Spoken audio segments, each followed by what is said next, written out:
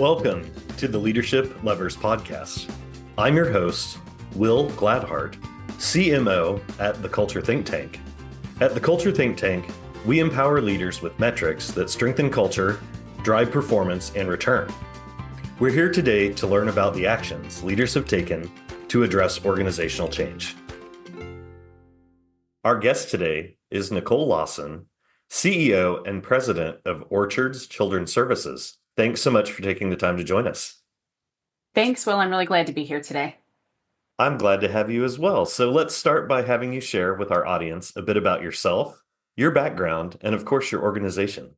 I'd love to. Thank you so much. As you said, my name's Nicole Lawson, and I've been with Orchards for a little over a year. And in terms of education, I have a master's degree in counseling psychology. I'm a licensed professional counselor here in the state of Michigan, and I have a PhD in business administration. I've spent the last 20 plus years of my career in the behavioral healthcare space, working in quasi-governmental, for-profit, and nonprofit settings. And personally, I've been married to my wonderful husband for 23 years, and we have two smart, kind, and super talented daughters, aged 22 and 18. As I said, I've been in my role with Orchards just over a year now, and we're a child welfare organization that I like to say was started by a group of visionary women who saw a gap in services to children in their community over 60 years ago, and they pulled together to fill that gap. Fast forward to where we are today, where we have a dedicated staff of about 350 people that serve over 8,500 children across the entire state. We have a family preservation arm that works really hard to keep families together. And unfortunately, if kids can't be safely kept in their family home, we do have a foster care and adoption business line as well to help kids who are moving through that part of the child welfare system. And we also have outpatient mental health counseling to address the often traumatic experiences that both parents and youth who are involved in the child welfare system may experience.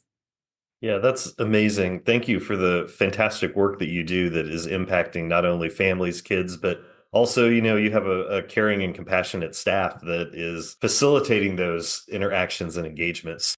Would you share why you believe a healthy culture is critical? Absolutely. I think your culture is a direct reflection of how everybody in the organization feels about the work you do. When they're reflecting that, they reflect that out back to the rest of the world about what those feelings are. And I just think there's a direct correlation to this idea of them carrying your organizational culture out to the rest of the world and the success of your business.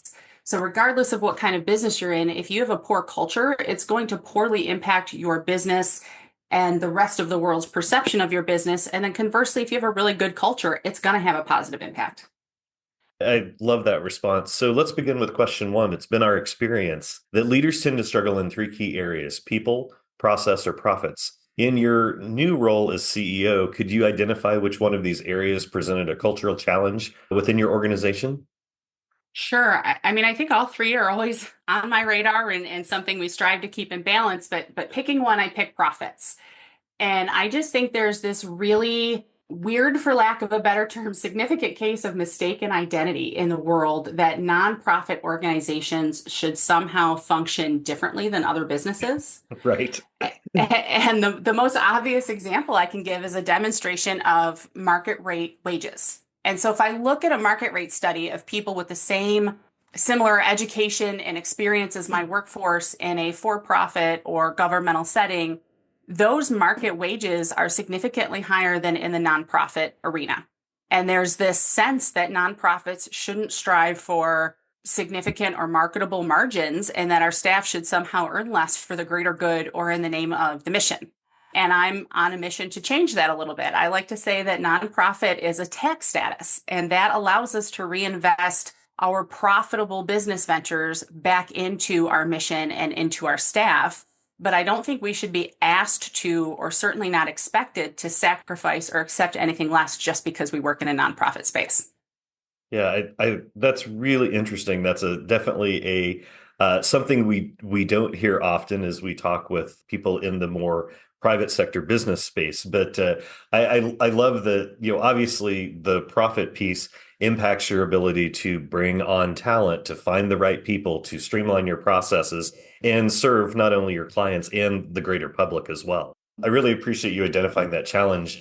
So as you worked through some of that changes around the profits, people, performance, et cetera, what did that look like and how has that negatively impacted your organization?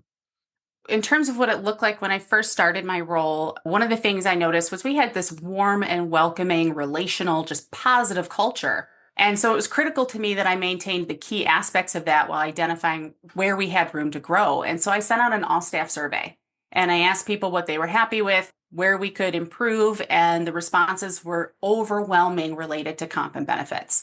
Yep. So to your point, it impacts our talent pool, which then impacts the service we're able to deliver. The report we got was that people felt that their salary reflected that they were undervalued and under recognized, not only by the organization, but by the wider healthcare service industry as well. Certainly, kind of putting that out there and seeing that impacts morale. So you can have this really warm and relational culture, but when people are feeling undervalued because of their comp and benefits, it has an impact. And I also think it's really important to note that I published those survey results to all my staff and my board. I thought being transparent was really critical to my ability to build trust. And I wanted to create a sense of accountability for myself as well as across the larger culture. Yeah, I mean, I think you've shared the impact of the next question, of course, is I love that you've been transparent, but also shared that information back because that's a hang up that we find with many leaders is they get all this great information and then it doesn't go anywhere or it only goes to the leaders, directors, board, et cetera. And no one else knows what's going on. It's not that people are tired of pressing the button. They're tired of pressing the button and then not hearing back from their leaders. So I highly commend you for being transparent and sharing that. You kind of, as I alluded to in this next question, what was the one thing you identified that helped impact your culture positively? Obviously, sharing that open line of communication, but what was something else that you did? Yeah, so, I mean, to your point, I think that when you ask a question, you need to be prepared to respond. And I have a strong belief in data-driven decision making. And I think if people can understand the why, or they at least have a healthy, basic grounded understanding, then they can accept things. My team went out, they got market rate surveys from across the state. They worked really hard to conduct an analysis for us to see where we were in line and out of line in terms of comp and benefits with the nonprofit market here in Michigan. And so based on action, and we adjusted salaries up where they were appropriately. And very proud to be able to say today that every job classification in our organization is paid at or above market rate. And we also made some benefit adjustments and increased some of our offerings so that we were more competitive in the market as well. One example I can give is we now have an employer paid short-term disability plan. This is no longer elective and it's no longer on our employees to cover the cost of that. And so I think the effort to listen combined with that transparent process and then having a very targeted response went a long way to reinforce the positive aspects of our culture. Yeah, that's really powerful. And that's a really powerful sentiment to share. So, is there anything else you'd like to add or share with fellow leaders? I just think that perhaps my synopsis makes it sound a little easier than it was. Yes. This Yes, was you just hard walked in and work. it happened, right? Yeah, exactly. It was, waved my magic wand and everything fell into place. I mean, it was hard to read the responses. It was hard to publish that information. We did a lot of analysis around market rate. We had very passionate discussions around where our final decision should land and how it impacted the broader organization from a financial standpoint. And so it was really hard and time consuming work that we took on in addition to our day to day. But I really think it was just so worth it in the end.